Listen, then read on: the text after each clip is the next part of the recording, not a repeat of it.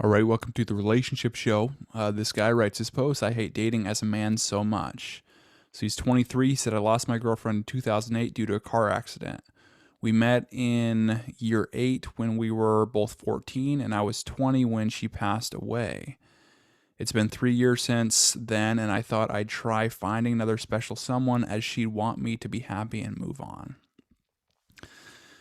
That's a tough thing for anyone to lose, well, anyone close to their lives, and then lose a girlfriend who you're so connected with and you've known since you're 14. And it can be tough to get back into that. It's like, well, there's so much pain involved with losing someone that you're intimate with. It's tough for that not to carry over unless you really,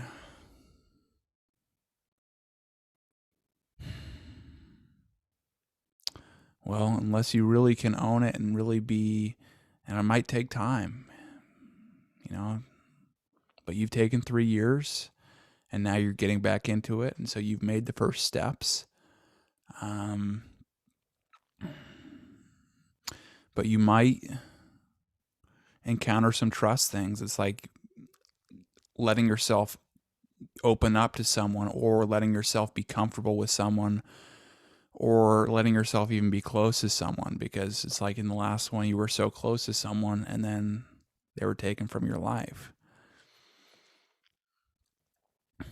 So I recognize that you are facing something very difficult as far as getting back into that.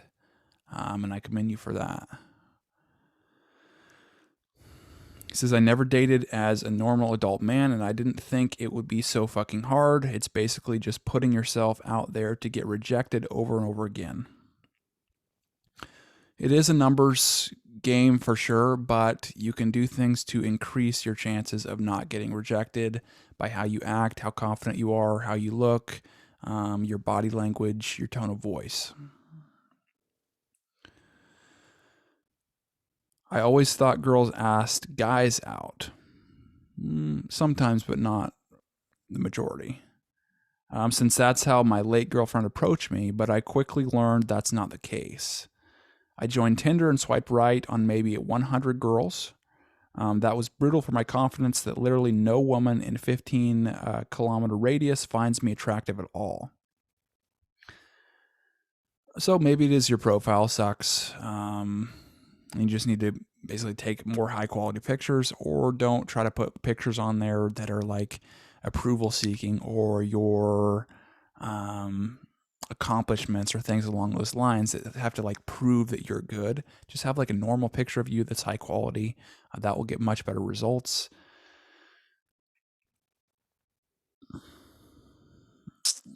I tried asking girls out in real life, still no luck. Maybe I'm ugly and she was my only shot at a decent relationship, and I'll die alone. Well, the fortunate thing is looks aren't the biggest thing to women as far as attractions. Like, it is important to some extent, but what's even more important are things like how you make her feel when you're with her. And so focus on that. You might still have the obstacle of the pickup phase, but once you get into the dating and relationship phase, if you can make her feel good by being with you, her attraction is going to grow.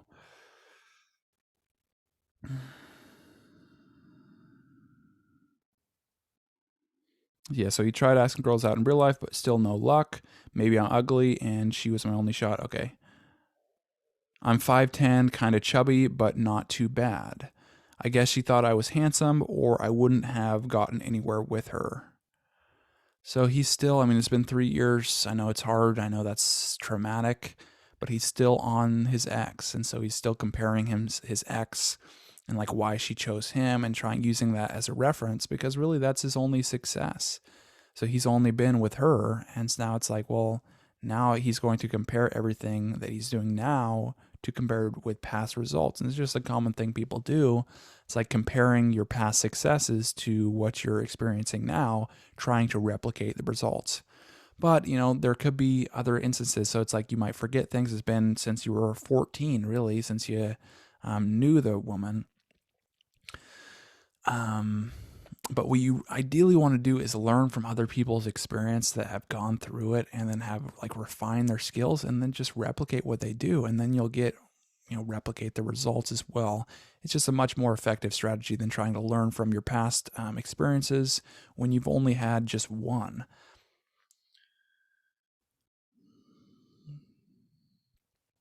I have brown hair and hazel eyes. While I may be kind of fat, I dress well and I'm well groomed. I'm a NICU nurse, so I have decent career and I've got my own place. It seems like women only want the 6'3" buff guy who can cut steak with his jawline. I think they are attracted to that, but if that guy doesn't know how to act around women, which is the majority of the case with really all men and really all people, really in general, just understanding attraction and how to really replicate results for success. It's like no matter how good looking you are, good looking might only get you a couple dates if you're a guy, and then she'll catch on that you don't know what you're doing, and then it's not going to work out for them. Not to mention, women can be pretty nasty while rejecting you. Well, how are you approaching them? So it's like right now you're struggling with the pickup phase.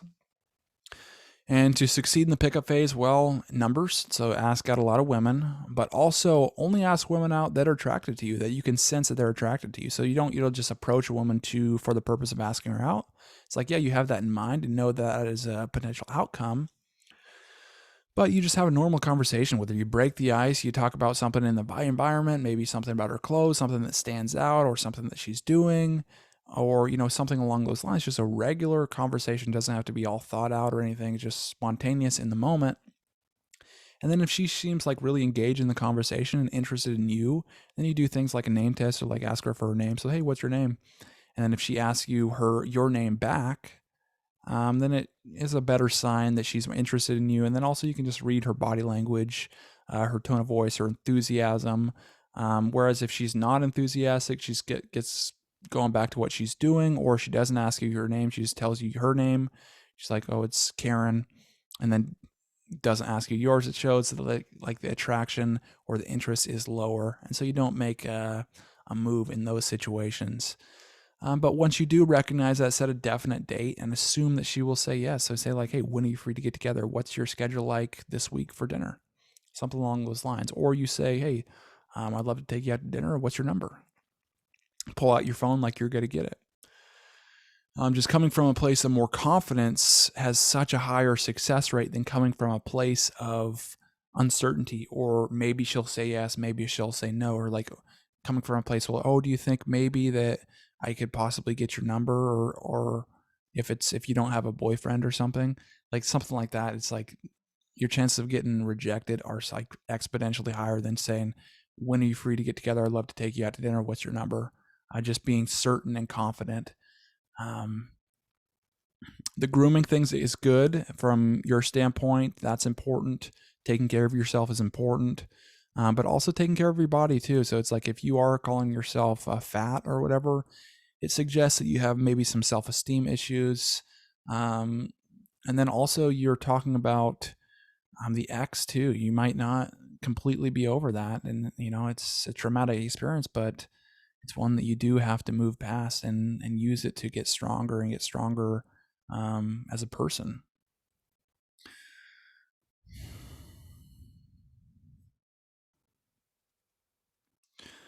Not to mention, women can be pretty nasty while rejecting you. I'm considering quitting. The rejection is getting tough on me. Yeah, well, don't quit. Just change your approach. It's like, well, if you're not doing something, it's not succeeding, you're not getting the outcomes you want, well, change your approach until you find something that works. So find someone who you can model, who you can basically repeat their actions, and find someone who has enough content out there that you can go deep in their content and really, really immerse yourself. And so you kind of adapt like the mindset that person's going through. Usually pick like one or two people only, and then just go deep in their content versus just being like picking all these little things from all these other people. That can be difficult sometimes because there's so many different opinions out there. When most of them, or I mean at least a lot of them that are really qualified, a lot of their systems work, but not necessarily if you don't dive in fully into their work. So that's what I would do. I would study relationships if you really want to. It's like, think about it. It's like with anything you've succeeded at, you had to practice at it. You had to learn. You had to grow your skills. And a relationship isn't the same.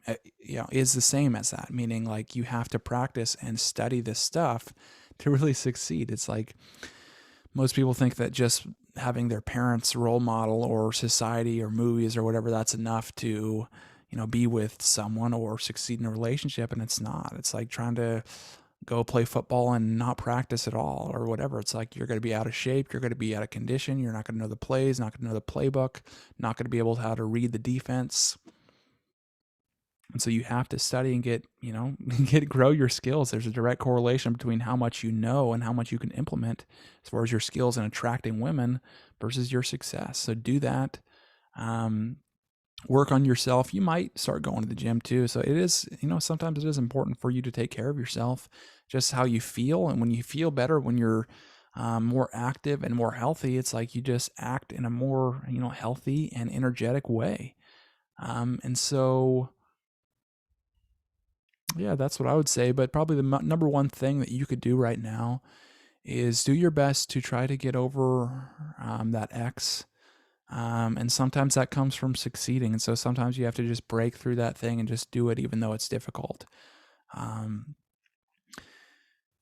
so get a success and then own yourself, own who you are, whether you are, big or chubby or fat or whatever. It's like, if you own that, well, it's not going to be the biggest deal. So it's not going to have like a huge objection. Meaning, so it's like, it does help, but it's like, if you own it, well, not that big of a deal. So that's what I would do, and just have like that thing, just approach women, as many women, and then read their attraction. If their attraction is there, set a definite date, be direct, decisive. Don't try to get to know her or think you have to be her friend before dating her. Just get on a date, be direct, decisive, get there in as few steps as possible, 1 or 2 steps. If you engage in texting, only text her about 3 times from your responses, and then get off the phone, and then just say, I can't wait to see you Saturday for our date. Things along that line. So it's just like, use that approach and you'll have so much higher success.